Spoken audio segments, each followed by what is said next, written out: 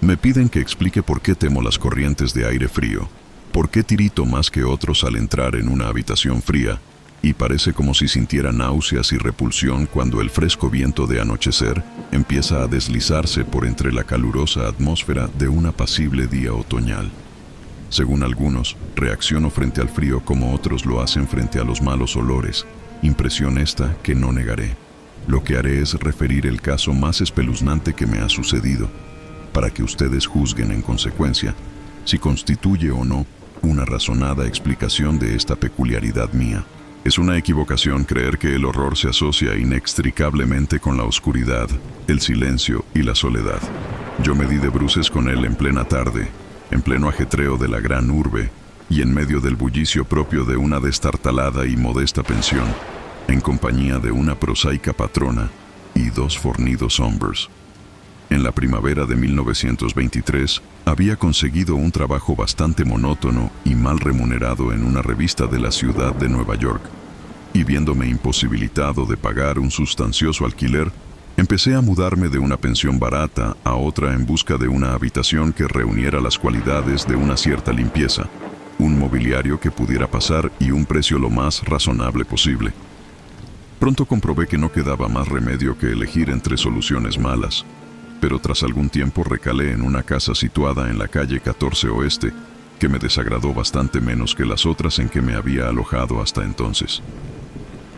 El lugar en cuestión era una mansión de piedra rojiza de 4 pisos, que debía datar de finales de la década de 1840, y provista de mármol y obra de marquetería cuyo herrumboso y descolorido esplendor era muestra de la exquisita opulencia que debió tener en otras épocas.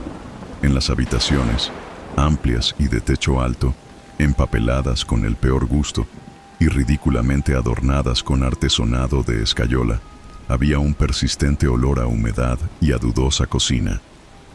Pero los suelos estaban limpios, la ropa de cama podía pasar y el agua caliente apenas se cortaba o enfriaba, de forma que llegué a considerarlo como un lugar cuando menos soportable para hibernar hasta el día en que pudiera volver realmente a vivir.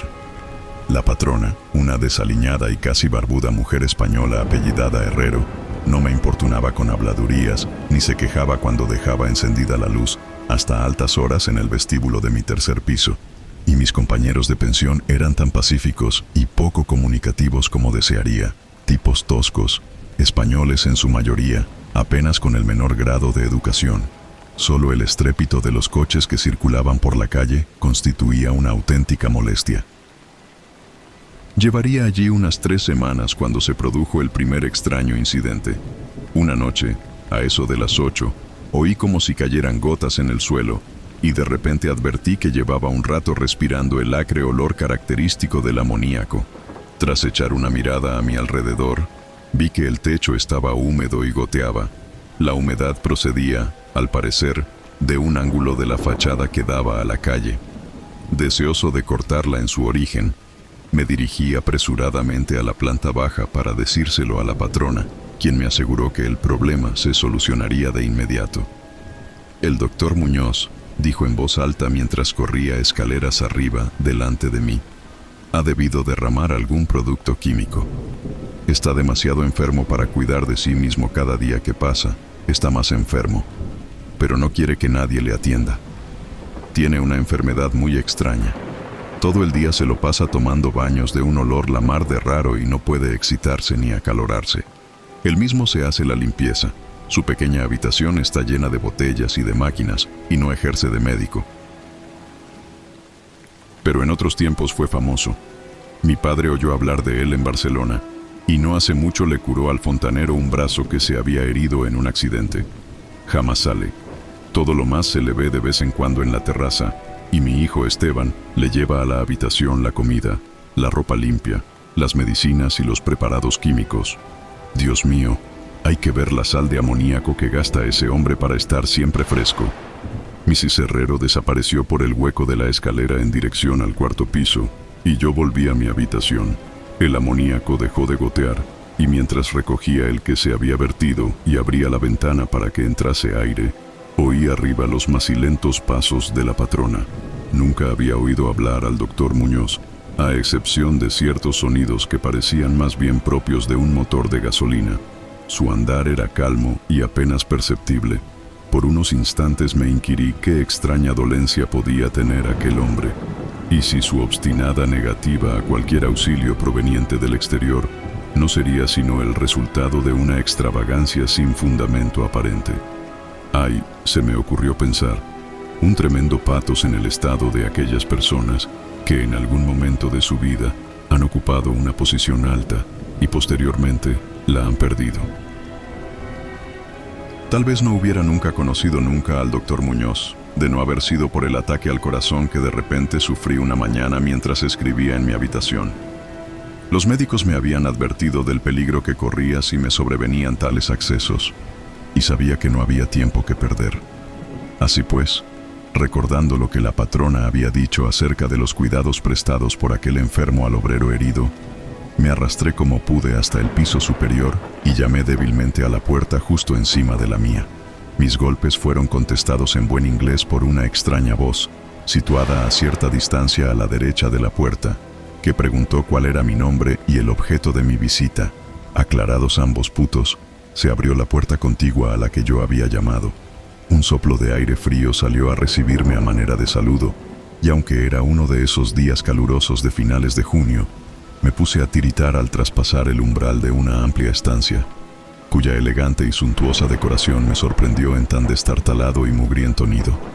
Una cama plegable desempeñaba ahora su diurno papel de sofá, y los muebles de caoba, lujosas cortinas, antiguos cuadros y añejas estanterías hacían pensar más en el estudio de un señor de buena crianza que en la habitación de una casa de huéspedes.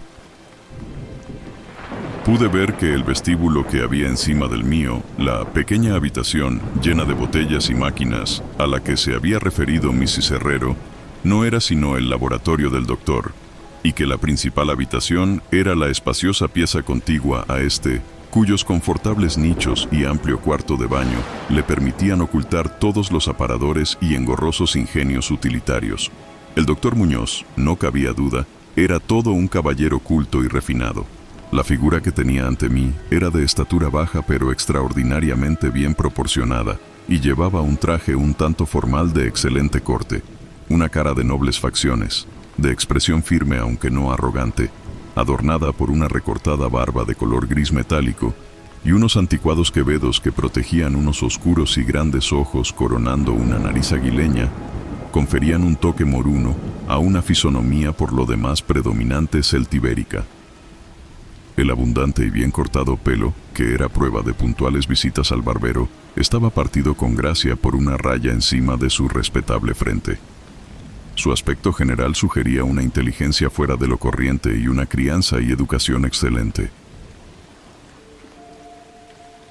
No obstante, al ver al doctor Muñoz en medio de aquel chorro de aire frío, experimenté una repugnancia que nada en su aspecto parecía justificar. Solo la palidez de su tez y la extrema frialdad de su tacto podrían haber proporcionado un fundamento físico para semejante sensación, e incluso ambos defectos eran excusables habida cuenta de la enfermedad que padecía aquel hombre. Mi desagradable impresión pudo también deberse a aquel extraño frío, pues no tenía nada de normal en tan caluroso día, y lo anormal suscita siempre aversión, desconfianza y miedo. Pero la repugnancia se dio pronto paso a la admiración, pues las extraordinarias dotes de aquel singular médico se pusieron al punto de manifiesto a pesar de aquellas heladas y temblorosas manos por las que parecía no circular sangre. Le bastó una mirada para saber lo que me pasaba, siendo sus auxilios de una destreza magistral. Al tiempo, me tranquilizaba con una voz finamente modulada, aunque extrañamente hueca y carente de todo timbre, diciéndome que él era el más implacable enemigo de la muerte, y que había gastado su fortuna personal y perdido a todos sus amigos por dedicarse toda su vida a extraños experimentos para hallar la forma de detener y extirpar la muerte. Algo de benevolente fanatismo parecía advertirse en aquel hombre, mientras seguía hablando en un tono casi locuaz, al tiempo que me auscultaba el pecho y mezclaba las drogas que había cogido de la pequeña habitación destinada al laboratorio hasta conseguir la dosis de vida. Evidentemente, la compañía de un hombre educado debió parecerle una rara novedad en aquel miserable antro. De ahí que se lanzara a hablar más de lo acostumbrado a medida que rememoraba tiempos mejores. Su voz, aunque algo rara, tenía al menos un efecto sedante, y ni siquiera pude percibir su respiración mientras las fluidas frases salían con exquisito esmero de su boca. Trató de distraerme de mis preocupaciones hablándome de sus teorías y experimentos, y recuerdo con qué tacto me consoló acerca de mi frágil corazón, insistiendo en que la voluntad y la conciencia son más fuertes que la vida orgánica misma. Decía que si lograba mantenerse saludable y en buen estado, el cuerpo, se podía, mediante el esforzamiento científico de la voluntad y la conciencia, conservar una especie de vida nerviosa, cualesquiera que fuesen los graves defectos, disminuciones o incluso ausencias de órganos específicos que se sufrieran. Algún día, me dijo medio en broma, me enseñaría cómo vivir, o al menos llevar una cierta existencia consciente, sin corazón. Por su parte, sufría de una serie de dolencias que le obligaban a seguir un régimen muy estricto, que incluía la necesidad de estar expuesto constantemente al frío. Cualquier aumento apreciable de la temperatura podía, caso de prolongarse, afectarle fatalmente, y había logrado mantener el frío que reinaba en su estancia de unos 11 a 12 grados, gracias a un sistema absorbente de enfriamiento por amoníaco, cuyas bombas eran accionadas por el motor de gasolina que con tanta frecuencia oía desde mi habitación situada justo debajo. Recuperado del ataque en un tiempo extraordinariamente breve, salí de aquel lugar helado, convertido en ferviente discípulo y devoto del genial recluso. A partir de ese día, le hice frecuentes visitas, siempre con el abrigo puesto. Le escuchaba atentamente mientras hablaba de secretas investigaciones y resultados casi escalofriantes, y un estremecimiento se apoderó de mí al examinar los singulares y sorprendentes volúmenes antiguos que se alineaban en las estanterías de su biblioteca. Debo añadir que me encontraba ya casi completamente curado de mi dolencia, gracias a sus acertados remedios. Al parecer, el doctor Muñoz no desdeñaba los conjuros de los medievalistas, pues creía que aquellas fórmulas crípticas contenían raros estímulos psicológicos que bien podrían tener efectos indecibles sobre la sustancia de un sistema nervioso en el que ya no se dieran pulsaciones orgánicas. Me impresionó grandemente lo que me contó del anciano doctor Torres, de Valencia, con quien realizó sus primeros experimentos y que le atendió a él en el curso de la grave enfermedad que padeció 18 años atrás y de la que procedían sus actuales trastornos. Al poco tiempo de salvar a su colega, el anciano médico sucumbió víctima de la gran tensión nerviosa a que se vio sometido, pues el doctor Muñoz me susurró claramente al oído, aunque no con detalle, que los métodos de curación empleados habían sido de todo punto excepcionales, con terapéuticas que no serían seguramente del agrado de los galenos de cuño tradicional y conservador.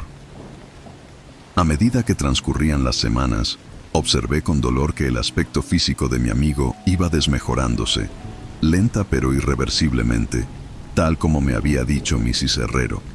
Se intensificó el lívido aspecto de su semblante, su voz se hizo más hueca e indistinta, sus movimientos musculares perdían coordinación de día en día, y su cerebro y voluntad desplegaban menos flexibilidad e iniciativa. El doctor Muñoz parecía darse perfecta cuenta de tan lamentable empeoramiento, y poco a poco su expresión y conversación fueron adquiriendo un matiz de horrible ironía que me hizo recobrar algo de la indefinida repugnancia que experimenté al conocerle. El doctor Muñoz adquirió con el tiempo extraños caprichos, aficionándose a las especias exóticas y al incienso egipcio, hasta el punto de que su habitación se impregnó de un olor semejante al de la tumba de un faraón enterrado en el Valle de los Reyes. Al mismo tiempo, su necesidad de aire frío fue en aumento, y, con mi ayuda, amplió los conductos de amoníaco de su habitación y transformó las bombas y sistemas de alimentación de la máquina de refrigeración hasta lograr que la temperatura descendiera a un punto entre 1 y 4 grados, y finalmente incluso a 2 bajo cero. El cuarto de baño y el laboratorio conservaban una temperatura algo más alta, a fin de que el agua no se helara y pudieran darse los procesos químicos. El huésped que habitaba en la habitación contigua se quejó del aire glacial que se filtraba a través de la puerta de comunicación, así que tuve que ayudar al doctor a poner unos tupidos cortinajes para solucionar el problema. Una especie de creciente horror, desmedido y morboso, pareció apoderarse de él.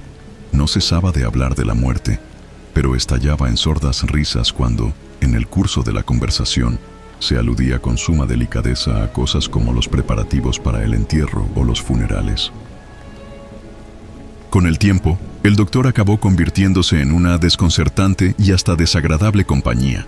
Pero, en mi gratitud por haberme curado, no podía abandonarle en manos de los extraños que le rodeaban. Así que tuve buen cuidado de limpiar su habitación y atenderle en sus necesidades cotidianas, embutido en un grueso gabán que me compré especialmente para tal fin. Asimismo, le hacía el grueso de sus compras, aunque no salía de mi estupor ante algunos de los artículos que me encargaba comprar en las farmacias y almacenes de productos químicos. Una creciente e indefinible atmósfera de pánico parecía desprenderse de su estancia. La casa entera, como ya he dicho, despedía un olor a humedad, pero el olor de las habitaciones del doctor Muñoz era aún peor, y, no obstante las especias, el incienso y el acre, perfume de los productos químicos de los ahora incesantes baños, que insistía en tomar sin ayuda alguna, comprendí que aquel olor debía guardar relación con su enfermedad, y me estremecí al pensar cuál podría ser. Mrs. Herrero se santiguaba cada vez que se cruzaba con él, y finalmente lo abandonó por entero en mis manos, no dejando siquiera que su hijo Esteban siguiese haciéndole los recados. Cuando yo le sugería la conveniencia de avisar a otro médico, el paciente montaba en el máximo estado de cólera que parecía atreverse a alcanzar. Temía sin duda el efecto físico de una violenta emoción, pero su voluntad y coraje crecían en lugar de menguar, negándose a meterse en la cama. La lasitud de los primeros días de su enfermedad dio paso a un retorno de su vehemente ánimo, hasta el punto de que parecía desafiar a gritos al demonio de la muerte, aun cuando corriese el riesgo de que el tradicional enemigo se apoderase de él. Dejó prácticamente de comer, algo que curiosamente siempre dio la impresión de ser una formalidad en él, y solo la energía mental que le restaba parecía librarle del colapso definitivo. Adquirió la costumbre de escribir largos documentos que sellaba con cuidado y llenaba de instrucciones para que a su muerte los remitiera yo a sus destinatarios. Estos eran en su mayoría de las Indias Occidentales, pero entre ellos se encontraba un médico francés famoso en otro tiempo y al que ahora se daba por muerto, y del que se decían las cosas más increíbles. Pero lo que hice en realidad fue quemar todos los documentos antes de enviarlos o abrirlos. El aspecto y la voz del doctor Muñoz se volvieron absolutamente espantosos y su presencia casi insoportable.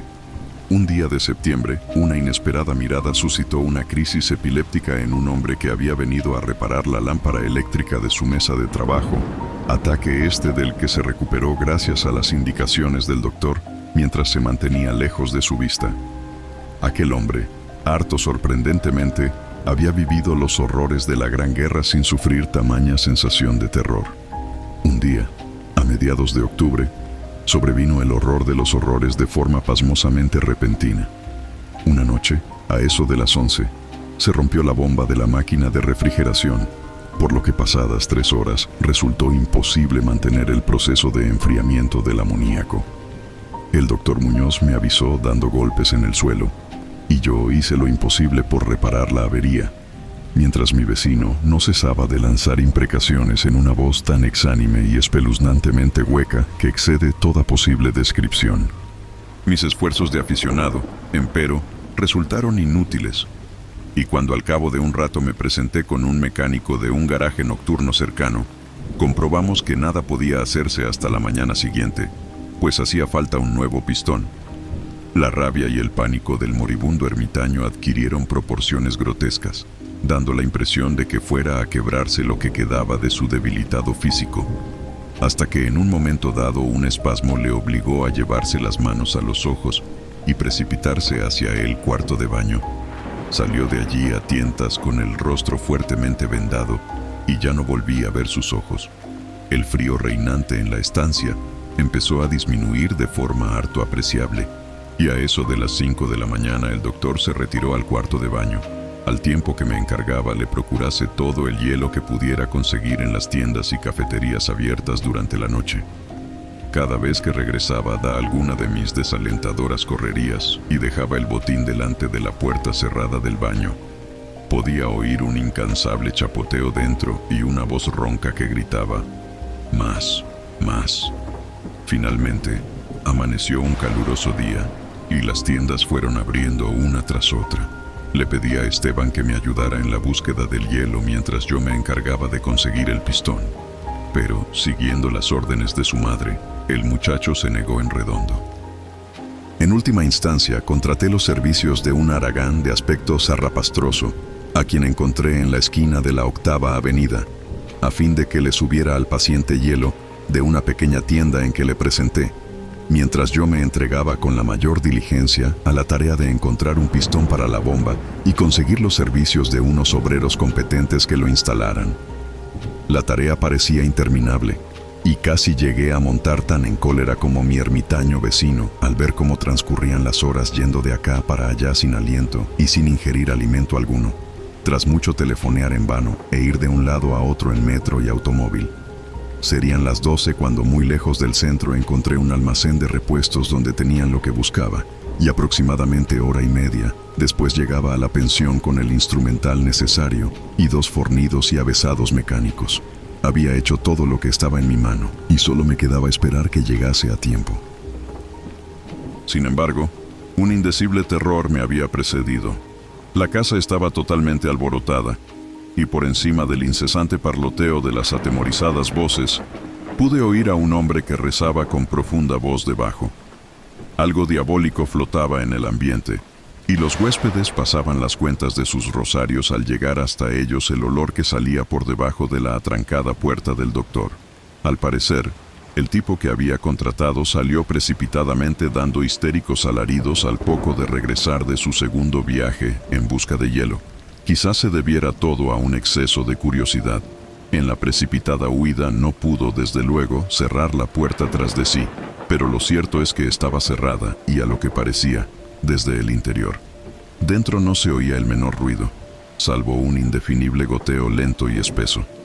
Tras consultar brevemente con mi cicerrero y los obreros, no obstante el miedo que me tenía atenazado, opiné que lo mejor sería forzar la puerta. Pero la patrona halló el modo de hacer girar la llave desde el exterior sirviéndose de un artilugio de alambre. Con anterioridad, habíamos abierto las puertas del resto de las habitaciones de aquel ala del edificio, y otro tanto hicimos con todas las ventanas. A continuación, y protegidas las narices con pañuelos, penetramos temblando de miedo en la hedionda habitación del doctor que, orientada al mediodía, abrasaba con el caluroso sol de primeras horas de la tarde. Una especie de rastro oscuro y viscoso llevaba desde la puerta abierta del cuarto de baño a la puerta de vestíbulo, y desde aquí al escritorio, donde se había formado un horrible charco.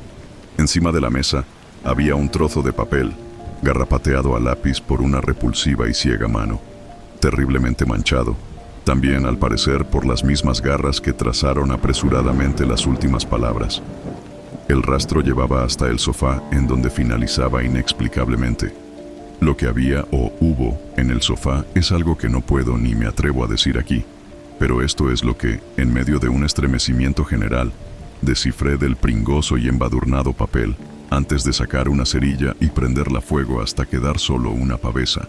Lo que conseguí descifrar aterrorizado, mientras la patrona y los 2 mecánicos salían disparados de aquel infernal lugar hacia la comisaría más próxima para balbucear sus incoherentes historias. Las nauseabundas palabras resultaban poco menos que increíbles en aquella amarillenta luz solar, con el estruendo de los coches y camiones que subían tumultuosamente de la abigarrada calle 14. Pero debo confesar que en aquel momento creí lo que decían. Si las creo ahora es algo que sinceramente ignoro. Hay cosas acerca de las cuales es mejor no especular, y todo lo que puedo decir es que no soporto lo más mínimo el olor a amoníaco y que me siento desfallecer ante una corriente de aire excesivamente frío. «Ha llegado el final», rezaban aquellos hediondos garrapatos. «No queda hielo. El hombre ha lanzado una mirada y ha salido corriendo. El calor aumenta por momentos. y los tejidos no pueden resistir. Me imagino que lo sabe. Lo que dije sobre la voluntad, los nervios y la conservación del cuerpo una vez que han dejado de funcionar los órganos. Como teoría era buena, pero no podía mantenerse indefinidamente. No conté con el deterioro gradual. El doctor Torres lo sabía, pero murió de la impresión. No fue capaz de soportar lo que hubo de hacer. Tuvo que introducirme en un lugar extraño y oscuro, cuando hizo caso a lo que le pedía en mi carta, y logró curarme. Los órganos no volvieron a funcionar. Tenía que hacerse a mi manera, conservación artificial. Pues, ¿comprende? Yo fallecí en aquel entonces, hace ya 18 años.